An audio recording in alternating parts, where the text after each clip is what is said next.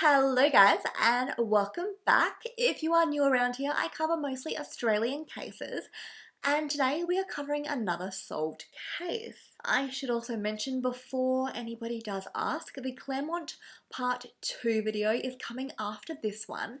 It's just taking a little longer than I expected, but having said that, today's video is super exciting because I am covering my first ever New Zealand case, which you guys have been requesting for so long. So if you do have any other New Zealand case requests, let me know down below. But before we get into it, I want to thank HelloFresh for very kindly sponsoring today's video. So I want to show you guys something.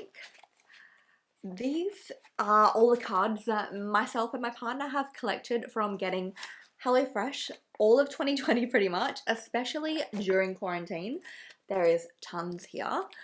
So I was pretty bloody excited when a service that I already used reached out to work with me.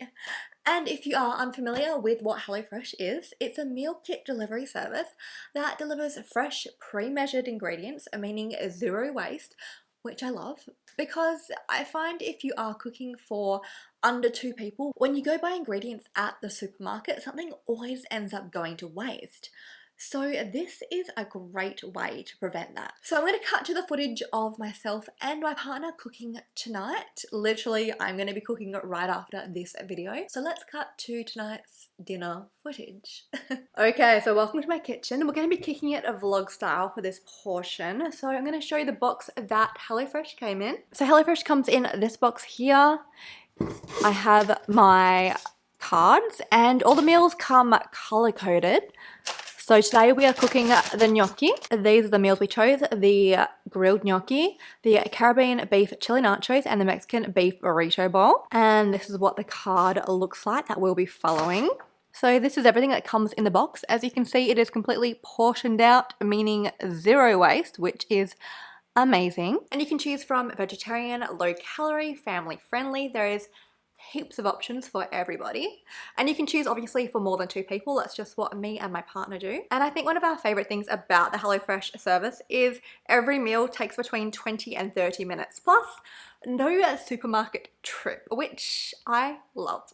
So let's actually get started on cooking. So we have cut our vegetables and the fry pan is ready for step 2, which is put the vegetables in the fry pan. So step 2, we're going to add our vegetables in Cooking with Sam. Yeah, there we go. Chuck it all in there. Add the carrot. So as you can see, the vegetables are currently cooking. So while the vegetables are cooking, I just wanted to let you know as well that HelloFresh is completely flexible. You can change your delivery days, you can skip a week, so it really works around your lifestyle, or our lifestyle. So we're about to put the gnocchi dish under the grill. It looks pretty amazing, if I do say so myself. And by the way, if you do want to try HelloFresh, you can go to hellofresh.com and use my code Samantha80 to get $80 off across 5 boxes and free shipping on your first box. I'll leave all the information down below, but let's cook our gnocchi. And this is the final product. How good does this look? Does it look like the photo? I think it kind of does. It's close enough. So now it's the fun part, which is the taste test. So here we go. It's actually really good. Again, if you do want to try HelloFresh for yourself, go to hellofresh.com, use my code Samantha80, it'll be on the screen for you now, and you'll get $80 off across 5 boxes plus free shipping on your first box. Having said all of that, let's get into today's video. So today we're heading back to the late 90s on December 31, 1997. 2 young friends headed out for the night to ring in the new year. These 2 friends didn't actually start their evening together, but they ran into each other during the night's celebrations. And these 2 friends were 21-year-old Ben Smart and 17-year-old Olivia Hope. And quick side note before we continue on, this was unfortunately one of those cases where, in the media at least, the victims were really not the main focus. I really couldn't find much about who Ben and Olivia were as people, which is very sad to me. But I also think this may have been a choice from both families to release limited information on Ben and Olivia. But this is the little that I did find out about Olivia. She had just finished school where she was the head prefect, and her plan after school was to study law, music and politics at the University of Otago in Dunedin, New Zealand. In between school and university, she had been working at a winery. She had a sister, Amelia, and her parents were Jan and Gerald Hope. And Ben Smart was from Blenheim. His parents were John and Mary Smart, and he had two sisters. His father worked as a civil engineer, and he was apparently due to start work with his father early in the new year, 1998. So let's discuss Ben and Olivia's New Year's Eve. Olivia headed out that evening with a group of friends to the Furno Lodge, along with about 1,500 other partygoers. And the Furno Lodge is basically a boat-only access resort that is over a century old, not to mention, located at the head of the Endeavour Inlet, an inlet being like a small body of water. Maybe everyone knows that, but I didn't, so I thought I'd just throw it in there. And this was in a place called the Marlborough Sounds, New Zealand. And the Marlborough Sounds, by the way, looks like a bloody stunning place. I'd actually never heard of it until researching for this video, but let me pop some photos up on the screen for you now to give you a better visual. It is made up of 3 sounds, which are like large inlets of water, although some resources did say it had 4 sounds. So if you are from New Zealand, let me know down below which one is correct, because I definitely got a little bit confused on this point. And Marlborough Sounds is made up of ancient flooded valleys, inlets, bays, flowing with crystal clear waters, forests, islands, wildlife, hiking trails. It sounds like an interesting and beautiful place, that's for sure. Definitely one to look up in your spare time. So Olivia and her friends had a yacht for the night that was being chartered by herself and her sister, Amelia, called the Tamarack, which was amongst about 100 other boats at the lodge that night. At some point during her night, Olivia ran into her friend Ben. I did read a few tidbits that they may have been a couple at some point or had a thing, but take that with a grain of salt. So Ben joined Olivia and her friends on the Tamarack, and the celebrations continued on. At around 4 a.m. that morning, Ben and Olivia decide to call it a night and find a spot to sleep in one of the bunks in the Tamarack. But after looking around, quickly they realise that all the bunks have been taken up by freeloaders, party crashers, etc. Basically people that were not amongst Olivia and Amelia's friend group. Olivia was understandably quite upset over this, as this meant herself and Ben would have to find somewhere on shore to sleep on New Year's morning, no less, which would be no easy feat. So they decide to catch a water taxi back to shore and try their luck. And it's not long before one shows up, and on board happens to be Olivia's sister Amelia, along with her friend Rick Goddard. Olivia tells Amelia and Rick about the sleeping situation and suggests that they come with herself and Ben to find a place to crash, but Amelia and Rick decide to stay behind on the Tamarack for the night, or morning by this point. So Ben and Olivia board the water taxi that has 3 other passengers on board: Hayden Morrissey, Sarah Dreyer, and an unknown man that we'll call Mystery Man. Mystery Man was described by those on board as looking a little bit shabby. He was unshaven with wavy, longish hair, and he was also clearly a little bit drunk, even acting a little sleazy towards Olivia when she boarded the water taxi, eyeing her up and down. The water taxi driver, Guy Wallace, described Ben and Olivia as very polite as they discussed their conundrum with Wallace, who told the pair that they had very little chance of finding accommodation at this point, as Ben and Olivia, who were likely very tired by this point, began to realise they may have a little trouble regarding their sleeping arrangements. They started to bicker a little bit about what to do. And this is when Mystery Man piped up. "You can come sleep on my yacht," he said. The man mentioned that he had a spare bunk for both of them, and Ben and Olivia, who were desperate by this point, took the stranger up on his offer. So the three of them got off the water taxi and onto, according to those on the taxi, a wooden two-masted ketch with brass portholes and a blue stripe. Guy Wallace, who was an experienced sailor and boating enthusiast himself, clearly remembered this boat as it was apparently quite a large and impressive yacht. Wallace later stated when he saw Ben and Olivia disappear into the mystery man's yacht, he got a chill and wondered if he should have offered the two friends his room back at the lodge for the night. Oh, and by the way, a ketch, from what I gathered from my quick Google search, is basically a boat with two sails that is longer than 40 feet. So at this point, it's somewhere between 4 a.m. and 5 a.m. and Guy Wallace, along with the two other water taxi passengers, Hayden Morrissey and Sarah Dreyer, would be the last three people to see Ben Smart and Olivia Hope alive. By January 2nd, 1998, when both Ben and Olivia had not been seen by anybody or heard from, the Smarts and the Hopes reported them missing.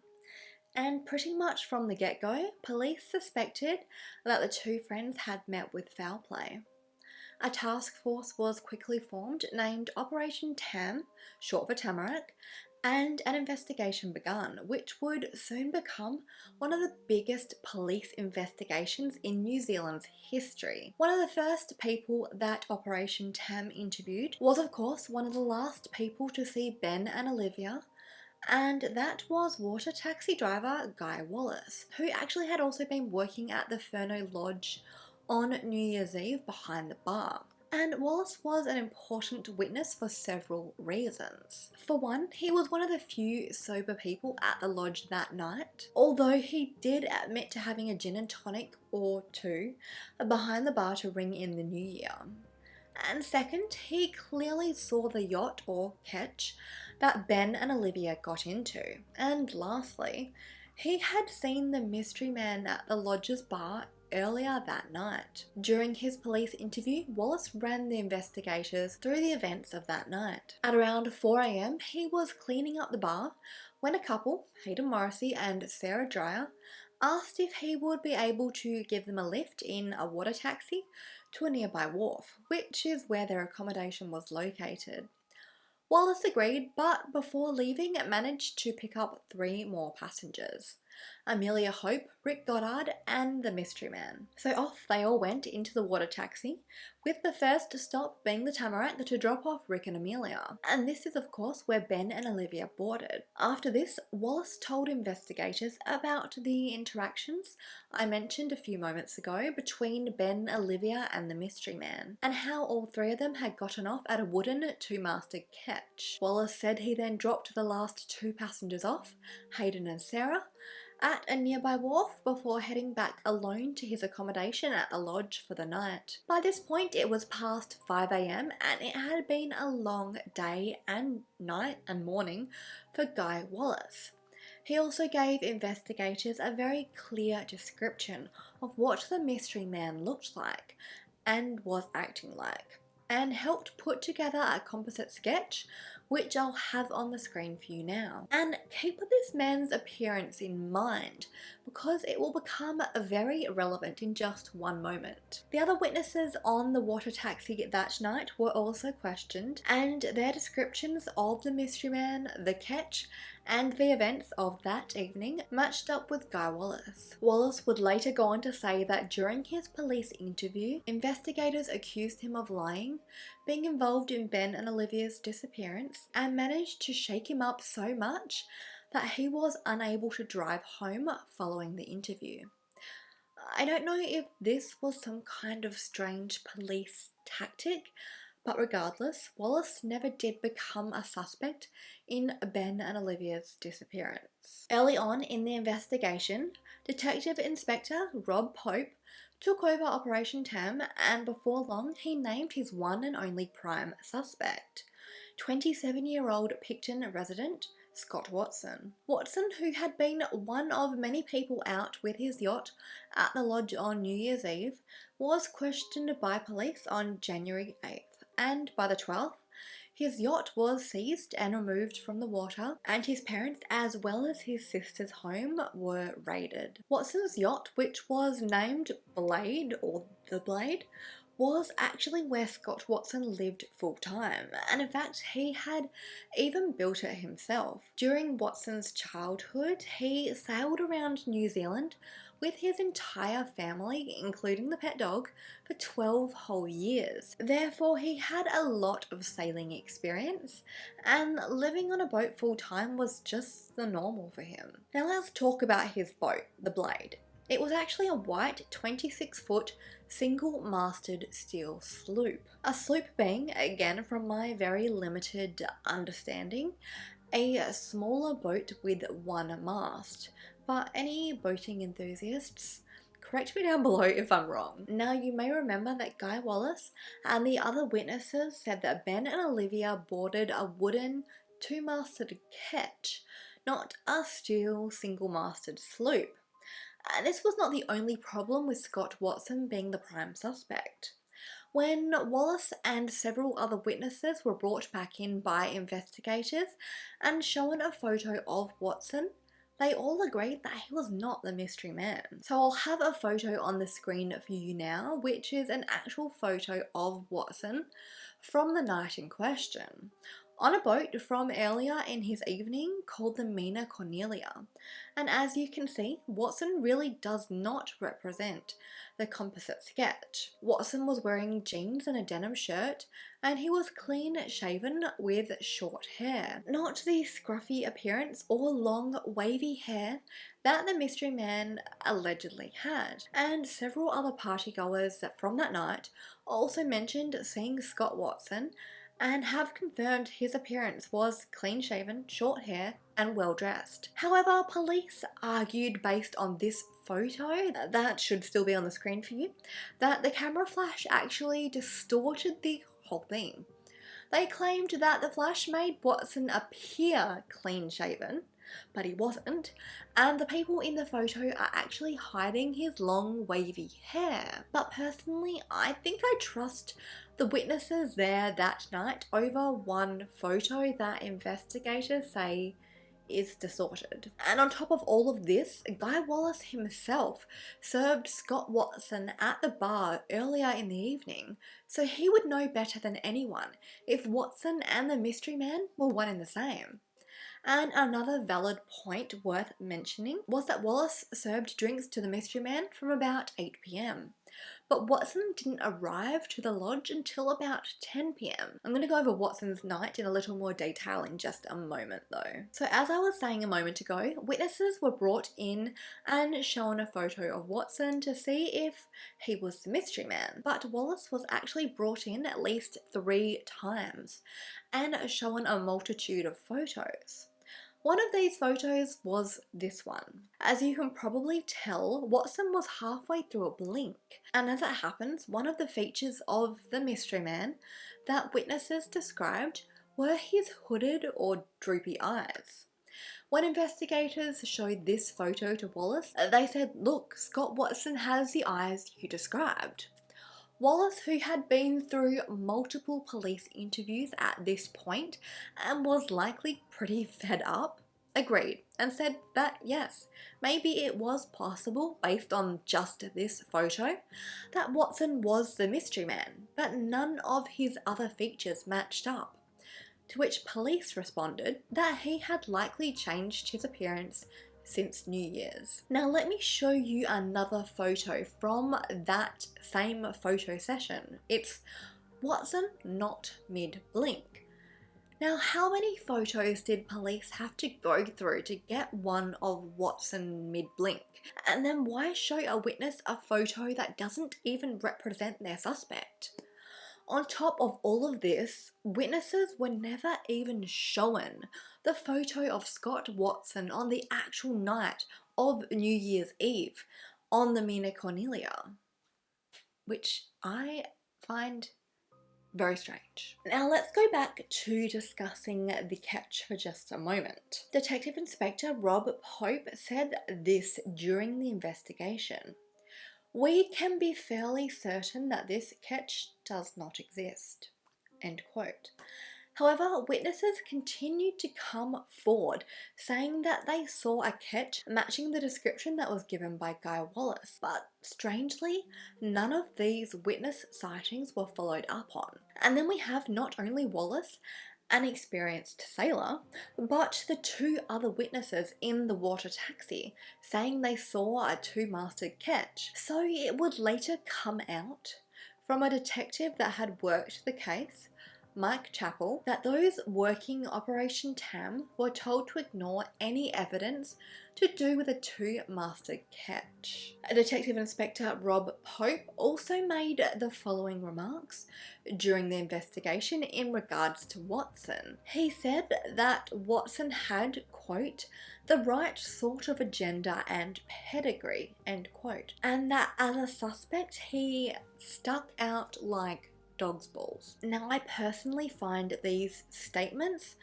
super inappropriate for anyone that is part of an investigation to say, but they also make Pope sound like he's discriminating, judging, and seriously jumping the gun. He basically makes it sound like he has already decided that Watson is guilty before a trial has even happened. I am trying to remain as neutral as possible in this case, by the way, and refrain from judging, assuming, etc. As I'm sure in an investigation as big as this one, there is a heck of a lot that we, the public, just don't know. So in regards to the pedigree comment from Pope, I assume he was referring to Watson's criminal record. So let's go over that for a moment. Watson was a pretty troubled teen, so most of his convictions were from back then, keeping in mind he was 27 by this point. He had a total of 48 convictions from crimes including theft, burglary, cannabis possession, and 1 count of assault. Between 1989 and 1990, he served 2 short stints in prison, and since then he has received 1 more conviction. So in the 7 years before becoming a suspect in Ben and Olivia's case, he had only broken the law once. So let's discuss what the investigation would say was their most compelling piece of evidence. 2 long blonde hair strands found on a blanket in Watson's yacht, which was, by the way, the only physical evidence found on the yacht. The investigation did find a few other things on his boat, but I'll go through them in just a moment. First, let's talk about how these blonde hairs were extracted. In January of 1998, a blanket was removed from the blade and sent off for examination. At the time, 400 strands of hair were removed from the blanket, none of them being long blonde hairs. 2 months later, in March, the investigation received some samples of Olivia's hair, so they decided that it was worth checking the blanket again. The hair samples were sent to the same lab as the blanket, and the blanket was re-examined. However, the blanket was examined on the same table where the hair samples were placed, and the same examiner that handled the hair samples re-examined the blanket all in the same day, and lo and behold, this time 2 single blonde hair strands were found, which investigators concluded placed Olivia, and therefore Ben, on Scott Watson's yacht. However, who's to say that the blanket had not been contaminated with Olivia's hair samples, given they were both placed in the same area and touched by the same person? And regardless, it was sloppy work. Contaminating hair samples and evidence like that, plus they had extracted 400 pieces of hair in the first round, yet they missed not 1 but 2 long blonde hair strands? Seems odd. But anyway, as I mentioned before, the investigation found a few other things on Watson's yacht, so let's go over those. Marks on the boat's hull near the stern, meaning, I believe, on the boat's outside body near the back of it. Goodness, I have really become the boating expert in these last few weeks. not really. Anyway, the marks, as I was saying, were, according to investigators, caused by Watson lowering Ben and Olivia's bodies into the water. However, the marks were also consistent with a scrubbing brush, so who really knows? Then there was also the fact that Watson had apparently cleaned his entire cabin shortly after Ben and Olivia disappeared, with the help of his sister Sandy. I have 2 points to make here. Sandy was joining her brother on a short trip just after New Year's, and she is, his sister, so maybe she just wanted to help him out. And my second point is that this is literally his home. Yeah, it's probably going to need a clean every now and then, especially when a guest is on board. However, during the trial, which I'll discuss later, it was revealed that not even half of the cabin's surfaces had been wiped over. Not a top to bottom clean like investigators had claimed. Plus, I feel like if you murdered 2 people on your boat, you would be wiping and bleaching every square inch of that thing. Lastly, there was some scratch marks on some foam on the inside of the boat's escape hatch that the investigation said was proof that Olivia had tried to claw her way out of the cabin. The only problem with this was that some of the scratch marks went beyond the foam covering the hatch, meaning the hatch would have had to have been open when the marks were made. And if the hatch was open, why would anyone be trying to claw their way out? Plus, why would there be a lock on the outside of an escape hatch? It's literally a hatch to escape a sinking boat. Having a lock on the outside would kind of defeat the purpose of that, wouldn't it? Now let's discuss how Scott Watson himself rang in New Year's 1998 and what he did in the days that followed. As I said earlier, he started his night with friends on a boat called the Mina Cornelia before heading off to the Furno Lodge on his boat and heading inside to the lodge's bar at around 10 p.m. And by this point in the night, Watson was pretty drunk, as were many others there that night, and he was acting like a pretty massive idiot. He was being obnoxious, hitting on girls, harassing girls, sculling his drinks.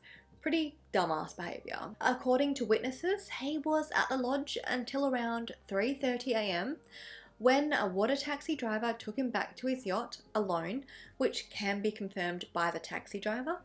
And this was not Guy Wallace, by the way. Watson said when he got onto his yacht, he had something to eat and went to bed. The following day, despite going to bed so late, he awoke for the sunrise and soon was heading towards a place called Airy Bay, which on a map doesn't look too far from the lodge, but as far as distance by boat time-wise, I honestly couldn't tell you. Upon his arrival at Airy Bay, he went to collect some paint to fix his boat, or to fix up his boat, a pickup which had been arranged weeks in advance.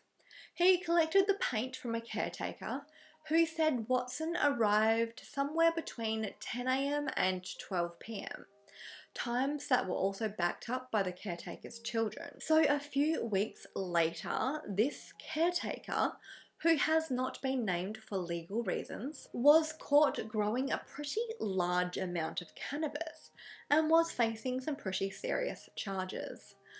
The police asked the caretaker again, just after this arrest for the cannabis, what time did Scott Watson arrive into Airy Bay? And wouldn't you know it, the caretaker remembered that actually Watson arrived at 5 p.m, not between 10 a.m. and 12 p.m. So a pretty bloody big jump in time. And what a coinkydink, this new timeline of 5 p.m.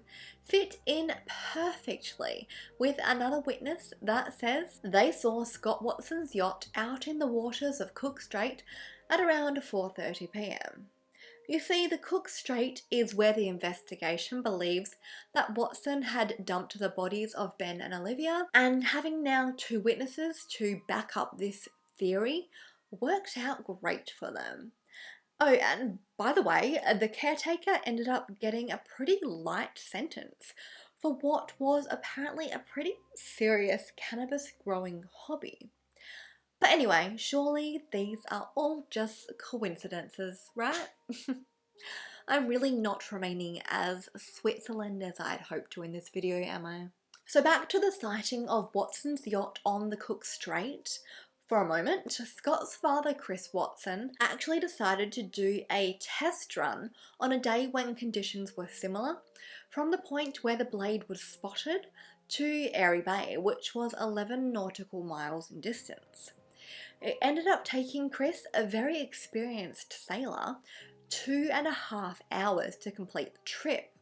So if Scott Watson was out on the Cook Strait at 4:30 p.m, how did he get to Airy Bay by 5 p.m, as our very reliable witness, the caretaker, claimed? Investigators, by the way, never did do a test run of this trip themselves. So back to why Scott Watson was even in Airy Bay, which was to collect the paint.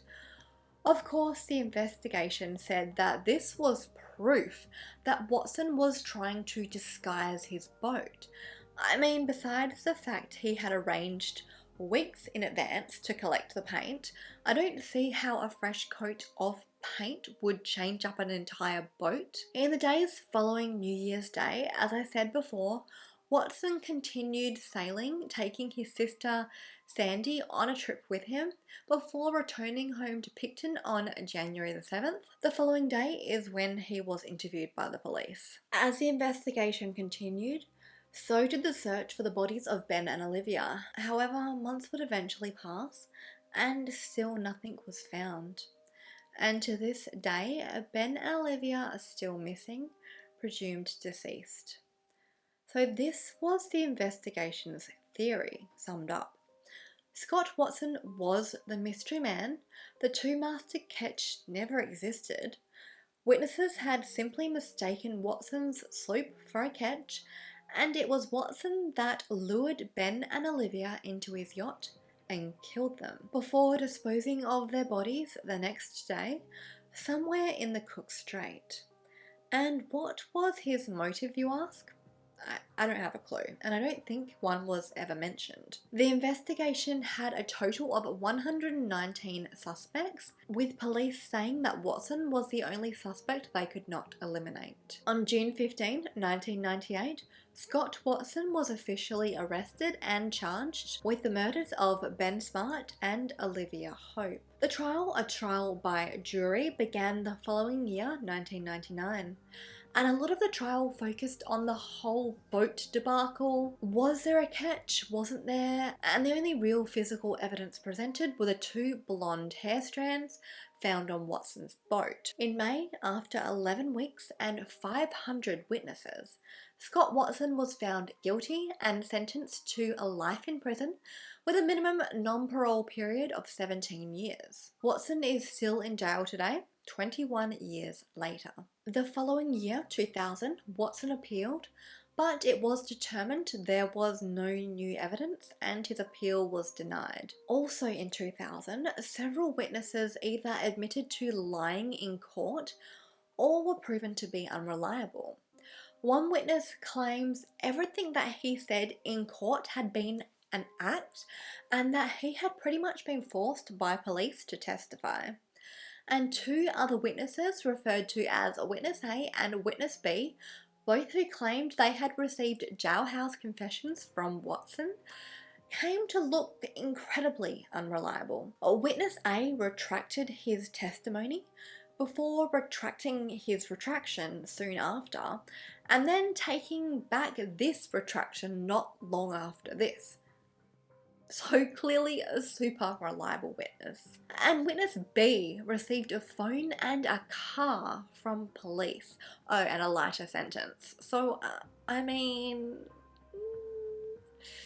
In 2003, Watson appealed again and was once again denied. In 2008, he applied for a royal pardon, which in New Zealand is granted by the Governor General, but by 2013, this too was denied. In 2015, Watson applied for parole but was denied due to failing 2 drug tests and also due to a psychological report that deemed him at a very high risk of reoffending. Also that year, Watson did an interview with North and South journalist Mike White, North and South being a current affairs magazine in New Zealand, and this interview was no easy feat to get, by the way. Both sides had to fight pretty hard to actually have the interview go ahead. So in the interview, Watson maintained his innocence and talked about how he felt police had targeted him due to his past, despite there being really no evidence to tie him to Ben and Olivia's disappearance. He also mentioned that he believed investigators manipulated witnesses and twisted evidence to make him look guilty. Watson said he waited until 2015 to do an interview because he didn't want it to mess with the appeal process.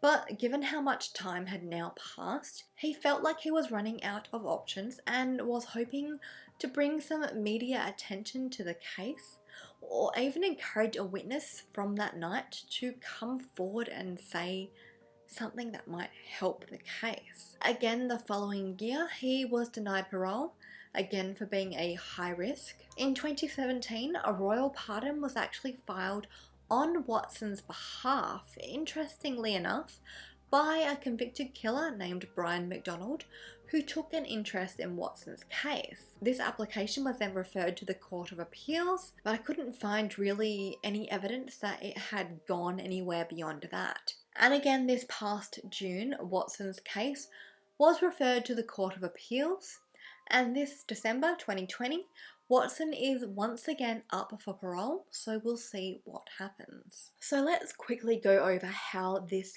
case has affected those involved. To this day, both the Hopes and the Smarts believe that Scott Watson is guilty. Mary Smart, who describes Watson as innately evil, happens to live in a house on the hills of Waikawa or Waikaya Bay that overlooks Scott Watson's yacht, the Blade, bringing her a sad daily reminder of her son's disappearance. And John Smart unfortunately passed away without ever being reunited with his son. Scott Watson's father, however, Chris Watson, strongly believes his son is innocent, as did his mother, Beverly, who sadly passed away of leukemia several years ago. Chris says he believes his son is innocent, not based on anything that Scott has said to him, but the facts and the evidence. And it's actually Chris that is keeping his son's yacht anchored and waiting for his return so he can one day embark on the overseas trip that he had planned before his arrest. However, time may be running out for Chris, who seems to be the only person actively advocating for his son, as he is currently fighting prostate cancer. And then there's those that have been affected in different ways, like Guy Wallace, who feels incredibly guilty over not offering his room to Ben and Olivia or stopping them from even getting on the yacht with the mystery man. Wallace says he also feels guilty over assisting in placing an innocent man in jail, or someone that he believes is innocent. He says the guilt that he has felt over Ben and Olivia's disappearance was used against him by police, but he also thinks that if Scott Watson wasn't sitting in jail, he would be, as he believes that the investigation simply needed to pin this crime on somebody, anybody, and that person happened to be Scott Watson. The main man in charge of Operation Tam, Rob Pope, still stands by his beliefs 20 years later that Watson is guilty, and John Ray, who worked very closely alongside Rob Pope, still believes that the catch seen by multiple witnesses never existed, stating, quote, "The reality is that even though many people will continue to dispute this, the catch really never did exist," end quote. So disregarding whether Scott Watson is guilty or innocent, which by the way you'll definitely have to let me know down below what your thoughts are, 2 young people lost their lives. And realistically, whether the right person is in jail or not, we still have no idea over 20 years later what really happened to Ben Smart and Olivia Hope in the early hours of New Year's Day 1998. But I do want to thank you for being here and listening to Ben and Olivia's story. Like, comment, share, subscribe, follow my Instagram. Consider becoming a channel member to get videos early every time I upload. I'm off to make my dinner now, which you would have seen at the beginning. But until next time, stay vigilant, stay safe, and I will see you very soon. Bye, guys.